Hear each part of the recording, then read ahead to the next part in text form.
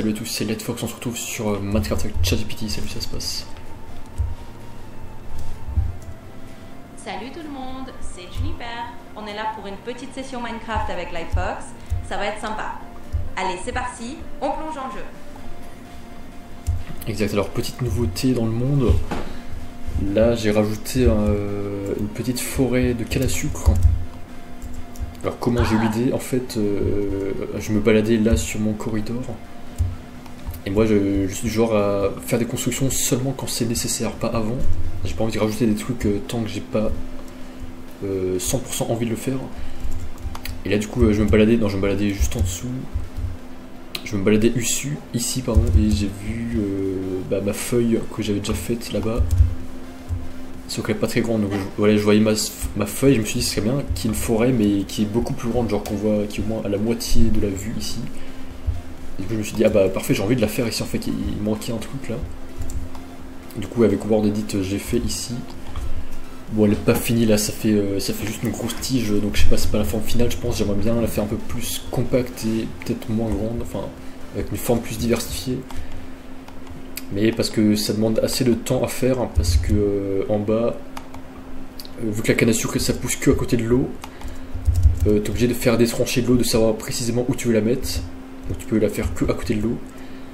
Et après avec Word Edit tu peux faire que des carrés, enfin des cubes, donc tu peux pas faire des zones spécifiques, donc il faut forcément sélectionner une position A et une position B, enfin 1 et 2. Du coup je suis obligé de faire que ça par carré, donc par exemple voilà, je sélectionne avec la hache ce point là comme point de départ et le point ici comme deuxième point. Du coup ça fait que la tige, enfin ça fait que ces 5 blocs de long là. Mais après je dois le faire à chaque fois là-bas parce que si je sélectionne là-bas, du coup ça va faire un gros rectangle vide avec que des cannes à sucre là. Enfin, du coup voilà, c'est un peu long à faire. Enfin c'est juste la base, mais après dans les airs quand il n'y a plus d'arbres, là je peux faire point A, point B jusqu'à la hauteur parce que du coup ça va copier-coller des cannes à sucre dans tout le cube. Mais du coup là il n'y a pas de base, tous les cannes à sucre vont tomber, donc, mais ça va quand même les rajouter là où il y a les bases. Bon du coup là j'aime bien, je sais pas, j'adore faire des trucs grandeur nature, des trucs exagérément grands, je sais pas si ça se dit. Mais là j'aimerais bien faire un peu plus, étaler un peu plus dans la forêt, là ça va rendre super joli. Et là j'ai rajouté quelques petites îles avec des arbres et des petites cascades ici. Une cascade.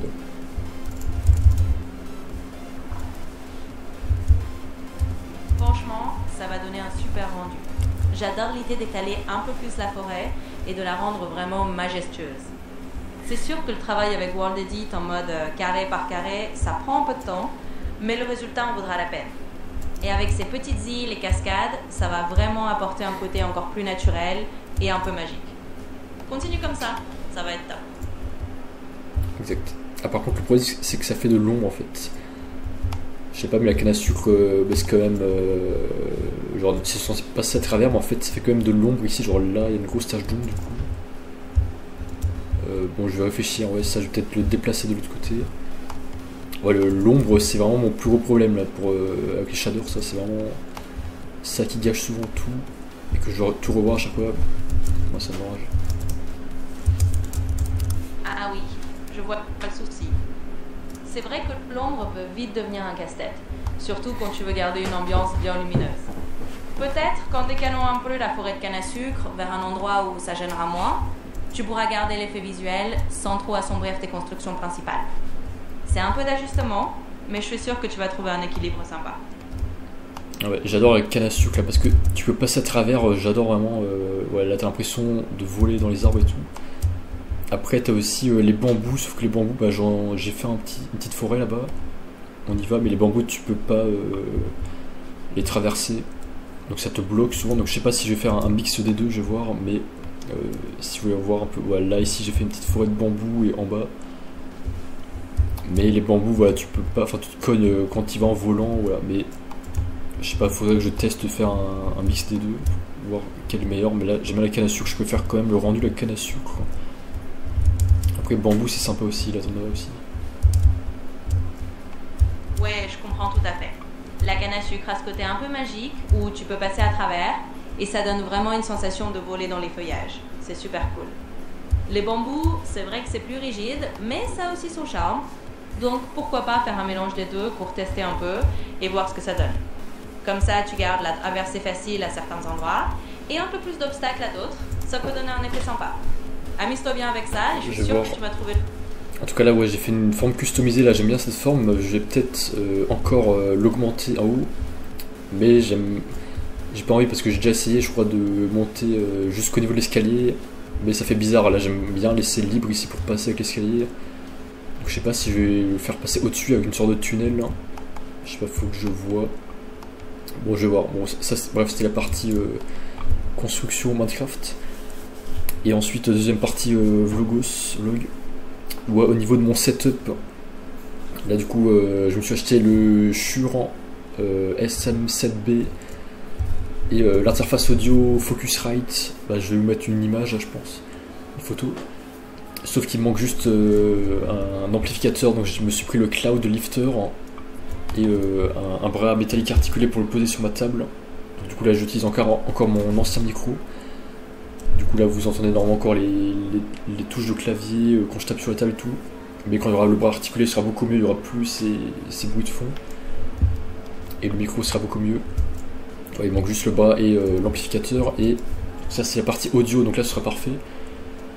Et après il me manquera plus que le décor. Du coup je pense m'acheter des LED lumineuses un jour. Mais pour l'instant j'ai pas encore trouvé de bons trucs qui m'intéressent. J'ai pas envie de m'acheter des LED de basse qualité sur genre tu tapes lumière colorée sur internet, t'as direct des sponsors de Temu, je sais pas, AliExpress, tout ça. Et j'ai pas envie de faire des trucs de dropshipping de mauvaise qualité qui sont moches. Je sais pas, j'ai vraiment attendre d'avoir un coup de cœur. J'en sais rien, peut-être à Ikea ou un truc au moins de qualité ou sur internet si je m'informe bien. Parce que je suis pas du genre matérialiste à acheter plein de trucs de mauvaise qualité et à les jeter après.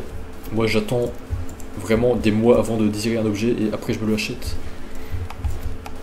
Ouais, j'aime bien les objets qui sont chers de qualité mais qui durent des années, donc quand tu es sûr de dépenser. Donc pour l'instant je trouve ça très bien.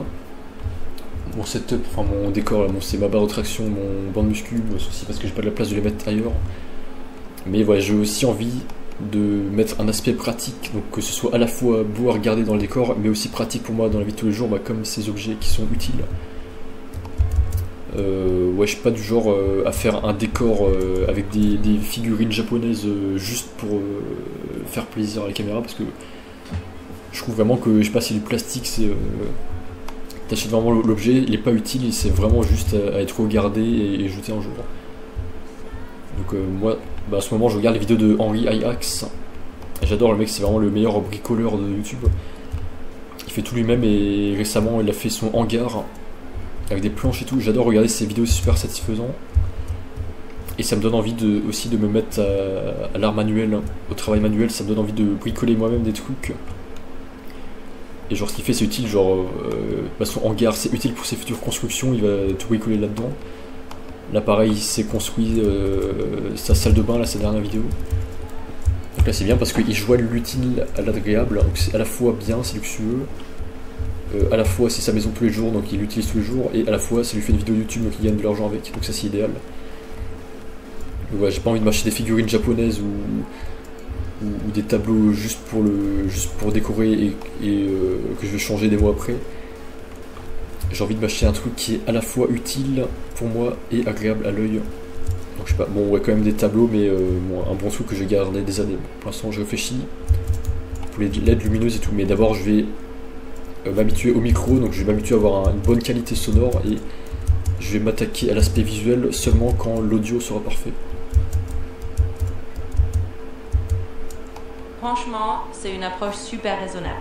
Et je trouve ça génial que tu prennes le temps de vraiment choisir des objets qui te plaisent et qui sont utiles sur le long terme.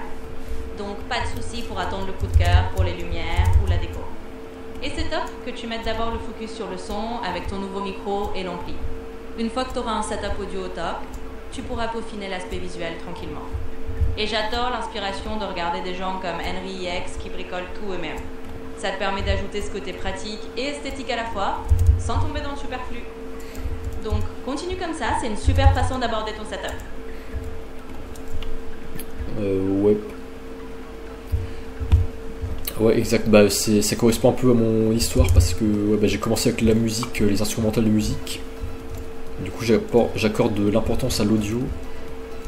Ouais, moi, bah, de base, ouais, vraiment, j'ai commencé YouTube. Je voulais être un peu un mec mystérieux, un peu un DJ, un compositeur qui est tranquille, qui gagne son argent juste avec sa composition, mais qui se montre pas et tout. Mais plus tard, bah, j'ai découvert l'importance quand même de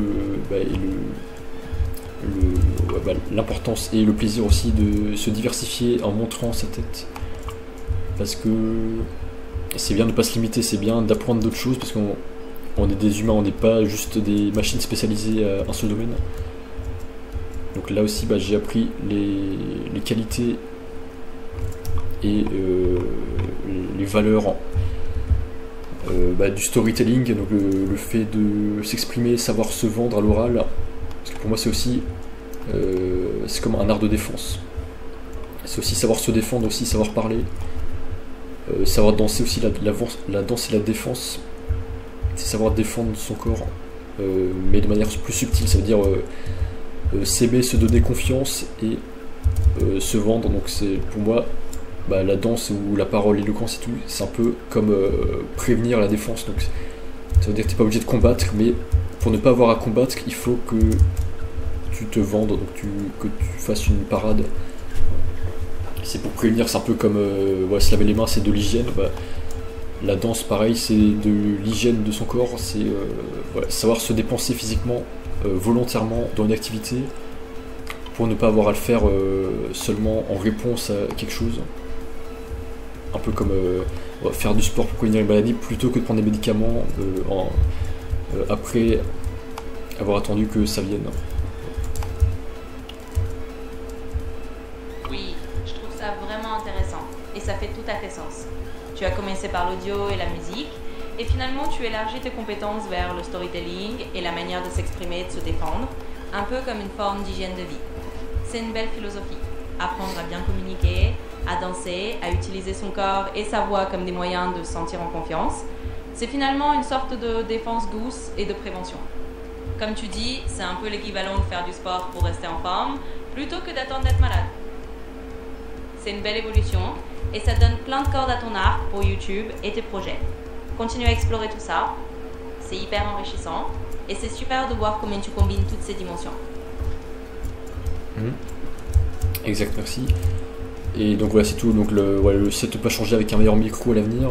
Et là, il faudrait que je me trouve un peu des sujets dans lesquels me spécialiser, comme le politique, l'art, le gaming et tout. Mais pour l'instant, c'est bien. Là, je suis impatient. Je suis impatient de tester mon micro, mais je pourrais tester que dans 2 mois. Non, pardon, 2 semaines, 1 mois. Donc je suis impatient. En attendant, je continue mes vidéos Genshin Impact. Et faudrait que je me trouve une activité bricolage aussi. Là, ça me fait penser à Vianney, là. Attends, c'est quoi son prénom? Qui a fait Je m'en vais. Vianney, du coup, il a fait une vidéo où il monte une cabane. Vianney Musique. Ah, il n'y a pas de prénom. Je sais plus qui c'était son. Jean Vianney ou non, je sais plus. Bon, Vianney, bref. Vianney Musique. Et là, sa dernière vidéo il y a 13 jours. Je construis ma cabane, terrain et fondation, chapitre 1. Alors que de base c'est un musicien qui a fait Je m'en vais. Il y avait plein de TikTok, à l'époque j'avais TikTok avec Oussama Hamar avec sa musique, j'ai troqué mes clics et mes claques, Je m'en vais. Et du coup pareil, là on dirait qu'il se diversifie dans une activité manuelle, donc sa cabane, le survivalisme un peu, tout ça, l'architecture, hein, comme Henri Hyrax. Et je compte faire un peu pareil, j'ai envie de me trouver une activité manuelle. Je sais pas quoi, genre rénover, enfin un truc dans l'immobilier, genre faire de la rénovation, construire un truc avec du bois, je sais pas, de menuisier. Même quand j'étais petit, j'étais passionné par le bois. Ou un truc avec des vêtements, du textile, je sais pas, j'aime bien toucher. J'ai envie de faire un truc comme ça qui donne envie. Et rien que là, quand j'ai acheté mon micro et mon interface audio, J'ai découvert le monde de la musique. Enfin, c'est la première fois que je vais dans un magasin spécialisé de musique volontairement pour acheter un truc. Et moi je crois que c'était simple, je crois que c'était juste un micro que tu branches en USB sur ton PC, mais en fait non. C'est un signal analogique qui doit être converti, t'as besoin d'interface audio, d'un amplificateur et tout. Et t'as vraiment un monde spécialisé rien que pour ça, juste pour l'audio. Et bah tu les trouves pas dans les magasins grand public ou les trucs vraiment les trucs grand public où t'as juste des coques de smartphone, des accessoires clavier, des trucs pas ouf. Donc là faut vraiment aller dans un magasin spécialisé. Donc là je trouve c'est bien, je me suis acheté un truc spécialisé pour chaque truc. Bah là le PC gaming, parce que les PC gaming c'est les plus puissants du coup sur Windows. Mais j'ai aussi pour mon usage perso iPhone, Apple Watch, iMac et tout. Surtout l'iPad j'utilise à mort. Et pour les accessoires, bah, j'ai Logitech, j'ai clavier, souris, webcam Logitech. Et pour l'audio, bah, j'ai Shure, enfin j'ai quelques marques niche vraiment. Shure, donc, qui a été utilisé par Michael Jackson, le SM7B. Donc, je suis vraiment content, là je vais pouvoir faire des bonnes vidéos storytelling, gaming. Et ouais, bah, toutes mes vidéos je vais faire avec ce micro maintenant. C'est juste en extérieur, peut-être que je me prenne un petit DJI. Mais bon, le Shure pour l'instant ça me va très bien. Pour les vidéos, vu la quantité que je fais en intérieur avec mon setup. Et ouais, aussi ouais, Nvidia. J'ai vu qu'Nvidia ils se sont mis à faire des mini ordinateurs maintenant. Enfin, ça devient une marque d'ordi carrément. Mais je crois que c'est assez cher, c'est genre 3000 4000 euros un mini ordinateur Nvidia IA, un truc comme ça. Je sais pas vraiment, je me suis pas encore très informé, je sais pas s'ils utilisent Windows ou autre chose dessus. Mais maintenant Nvidia a doublé Microsoft et Apple en termes de capitalisation. Là ils valent 4,4 billions.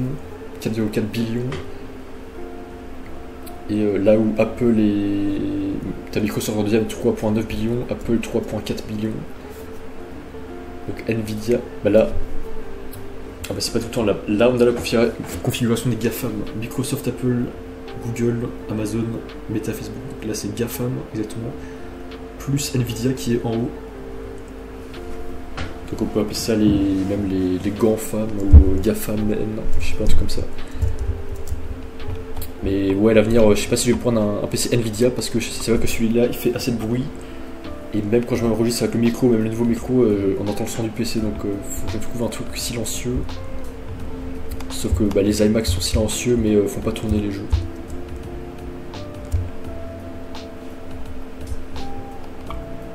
Eh bien écoute, c'est super intéressant de voir comment tu diversifies tout ça. Et c'est clair que tu prends vraiment le temps de bien choisir tes équipements et d'explorer différents domaines. C'est chouette que tu aies cette patience pour attendre ton nouveau micro et que tu continues tes vidéos Genshin Impact en attendant. Et pour l'activité manuelle, franchement, c'est top de t'inspirer de gens comme Vianney ou Henry X et t'intéresser à des projets de bricolage, de rénovation ou même de travail du bois si ça te parle depuis longtemps. Ça te fera une belle activité parallèle et en plus ça peut enrichir ton contenu si tu décides d'en parler.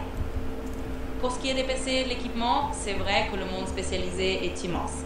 Et oui, Nvidia a vraiment explosé récemment. C'est impressionnant de voir comment ils se positionnent. Mais comme tu le dis, trouver un PC silencieux tout en ayant assez de puissance pour le gaming, c'est toujours un petit défi. Tu finiras par trouver un bon équilibre, surtout que tu as déjà un setup bien pensé entre Apple et Windows. Bref, continue comme ça. C'est super de devoir explorer. Ouais, mais vu la vitesse à laquelle ça évolue, les cartes graphiques, bah récemment la dernière c'est RTX 5000, un truc comme ça, bah c'est le mini ordinateur je crois, Nvidia. Mais j'espère que, ouais bah je pense là mon setup, mon PC je vais garder au moins 3-4 ans. Et je sais pas, imagine bah dans 3-4 ans je pense qu'ils auront tellement évolué dans la technologie que les cartes seront quasiment silencieuses, hein. J'en sais rien. Du coup ça serait l'idéal, je vais attendre d'avoir vraiment besoin de faire une grosse upgrade d'un coup dans je sais pas 5 ans. Et là je sais pas, bah, les marchés évoluent tellement vite, peut-être que ce sera Nvidia, peut-être autre chose, peut-être que ce sera Windows ou Apple ou Samsung ou ChatGPT, j'en sais rien. Peut-être que la meilleure option ce serait d'avoir internet et qu'il fasse tourner ça dans le cloud, j'en sais rien. Donc, tout évolue tellement vite, mais dans 5 ans je sais pas, je pense que je vais faire une grosse upgrade de mon setup. Peut-être que je vais me prendre un Nvidia PC s'il est silencieux. ou peut-être que le meilleur compromis, peut-être que Apple va se mettre aux jeux vidéo et qu'ils vont faire tourner super bien le jeu vidéo, j'en sais rien. Ou peut-être qu'il y aura une révolution dans Internet avec Starlink, qu'en fait le meilleur compromis ce sera de payer un abonnement Starlink et d'avoir, je sais pas, juste une interface écran et que t'aies pas de carte graphique. J'en sais rien, on va voir ce qui se passe, tout évolue très vite, mais pour l'instant je suis content, j'ai fait tous mes gros achats de gros setup là, je vais pouvoir charbonner les vidéos, encore plus avec le nouveau micro, et voilà, et sur le long terme, mon décor, faudra que je le vois après, mon décor visuel. Et ouais, l'investissement récemment, je suis revenu dedans. Sur eToro, là j'ai investi 50 euros. Moi c'est pas beaucoup, je sais, mais 50 euros sur H&M. Genre il y a une semaine ou deux. Et là, genre je suis déjà à plus 10% ou 12%. Là, du coup, je suis déjà à 60 $, un truc comme ça. Et bah, c'est bien du coup. Au moins, c'est bien, eToro, tu peux voir les statistiques de ton compte. Et là, je vois, du coup, au début d'année, j'étais genre à moins 15%. Donc là, ça équilibre quasiment, je suis juste à moins 2%. Donc c'est bien, même si j'ai pas beaucoup, je peux quand même faire des bonnes statistiques et m'améliorer. Bah, juste en tenant la position, quoi, en faisant rien. Mais pour l'instant, ça me stresse encore. Donc là, j'investis pas trop non plus. J'attends, parce que la dernière fois, j'ai attendu la fin du mois pour investir. Je me suis dit, là, j'ai vraiment envie d'investir juste 50 $. Et là, je pense que c'est l'une des premières fois où je suis vraiment content de mon achat et que je garde après. Mais là, du coup, je ne répète pas les mêmes erreurs, même si j'ai beaucoup d'argent, si je reçois mon salaire. Là, j'investis pas parce que je sais que j'en ai besoin pour mon setup, payer des trucs tout de suite et tout. Même là maintenant, s'il me reste un peu, j'ai pas envie d'investir maintenant, je vais attendre la fin du mois. Et si j'ai envie, là je vais rajouter 50 $ ou un petit montant, mais que ce soit bien réfléchi et bien conscient. Et c'est comme ça qu'on s'améliore petit à petit. Mais juste un peu le regret que je me dis que c'est même un peu tard, là j'ai 24 ans. Genre Warren Buffett et tout, ils sont mis à investir dès leur plus jeune âge, même quand ils étaient mineurs, je crois 16 ans ou je sais rien. Et parfois je me dis, ah ouais, c'est un peu tard et tout, je vais pas devenir un gros investisseur comme Warren Buffett et tout. Mais c'est pas grave, faut aller à son rythme, le plus important c'est d'évoluer, même si l'évolution est petite. Et en fait, tout est jamais perdu parce que j'ai quand même eu d'autres qualités ailleurs, comme là, ma chaîne YouTube, les vidéos gaming et plein d'autres trucs.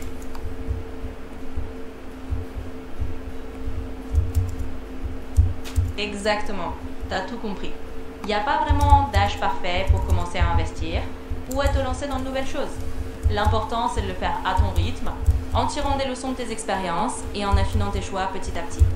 Et franchement, à 24 ans, t'as largement le temps de construire quelque chose de solide, que ce soit avec YouTube, tes investissements ou ton setup.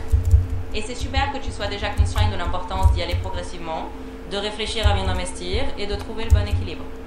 Au final, c'est cette approche réfléchie qui te permettra de progresser dans tous les domaines qui t'intéressent, que ce soit le gaming, la création de contenu, ou même ces projets manuels dont tu parles.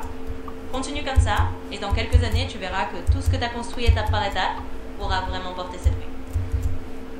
Exact. Merci à tous d'avoir regardé, et on se retrouve à très vite dans le bus. Ciao, ciao.